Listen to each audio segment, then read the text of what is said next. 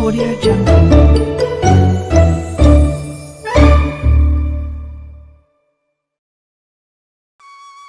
सोनपुर नाम का एक छोटे से गांव में केशव नाम का एक युवक रहता था। वह बहुत गरीब था। उसके पास न ज्यादा जमीन थी न ही पैसे, लेकिन उसकी पहचान उसकी ईमानदारी और मेहनत से थी। दिन भर वो दूसरों के खेतों में मजदूरी करता और शाम को अपने बूढ़े माँ बाप की सेवा करता।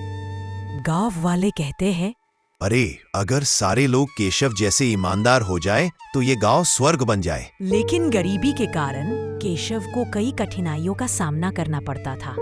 कभी घर में खाना कम पड़ जाता तो कभी माँ की दवा के लिए पैसे नहीं होते। फिर भी वो कभी झूठ या चोरी का सहारा नहीं लेता था। एक दिन की बात है, केशव खेत से लौट रहा था। तभी उसकी माँ कमजोर आवाज में कहते हैं, बेटा तू दिन रात इतना मेहनत करता है पर घर में अब भी रोटी के लिए तरसना पड़ता है। केशव खेत में मजदूरी कर रहा है।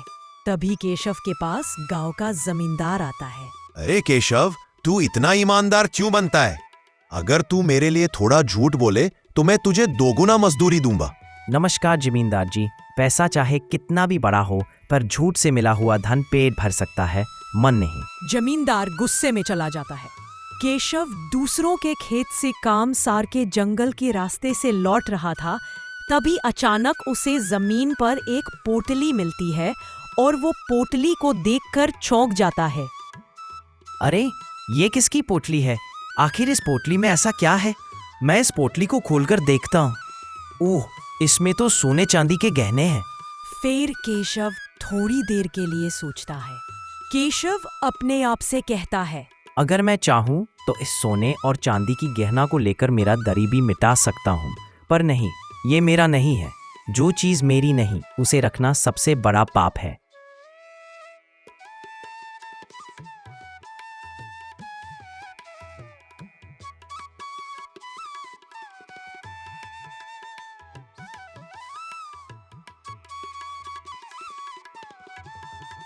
केशव जाकर गांव के सरपंच को पोटली सौंपता है। सारे लोगों की भीड़ इकट्ठा होती है।